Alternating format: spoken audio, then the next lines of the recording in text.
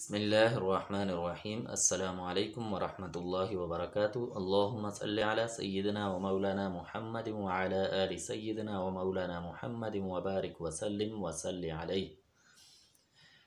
معزز ناظرین، آج ہم بات کرتے ہیں غم اور پریشانی کی صورت میں ہمیں کیا کرنا چاہیے۔ تو کوئی غم ہو، پریشانی ہو، کسی قسم کی بھی کوئی مشکلات ہو تو ہمیں وہی کرنا چاہیے جو اللہ تبارک و تعالی نے ہمیں سکھایا ہے۔ ہمیں وہی کرنا چاہیے جو آپ صلی اللہ علیہ وسلم کا طریقہ ہے۔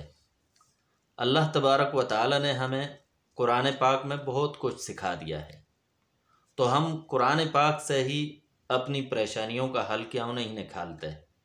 ہم پیروں اور فقیروں کے پاس جاتے ہیں کہ ہمیں مشکل ہو گئی ہے، ہمیں یہ ہو گیا ہے، وہ ہو گیا ہے، تو ہم اپنی مشکلات کا حل قرآن سے کیوں نہیں نکالتے؟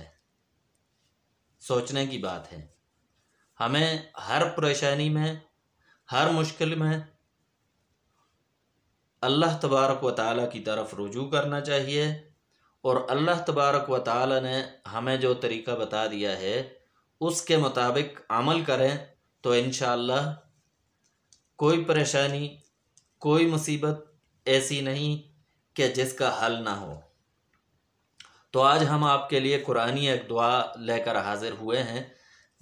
کسی بھی قسم کی کوئی پریشانی ہے، رنج ہے، تکلیف ہے، بچوں کی پریشانی ہے، اولاد کی پریشانی ہے، یا مال کی پریشانی ہے، یا کاروبار کی ہے، کوئی بھی کسی قسم کی بھی پریشانی ہے تو بہت آسان سا حل ہے جو اللہ تبارک و تعالی نے ہمیں سکھایا ہے، قرآن پاک نے ہمیں سکھایا ہے، تو ہم اس حل کی طرف آتے ہیں۔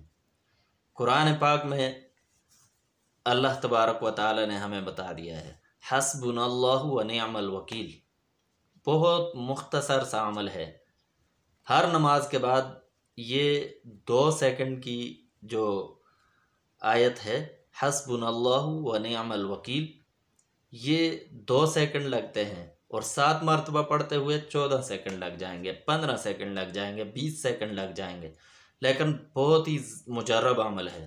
حسبنا اللہ و نعم الوکیل یہ پڑھیں، انشاءاللہ کوئی پریشانی نہیں رہے گی، کوئی مصیبت نہیں رہے گی۔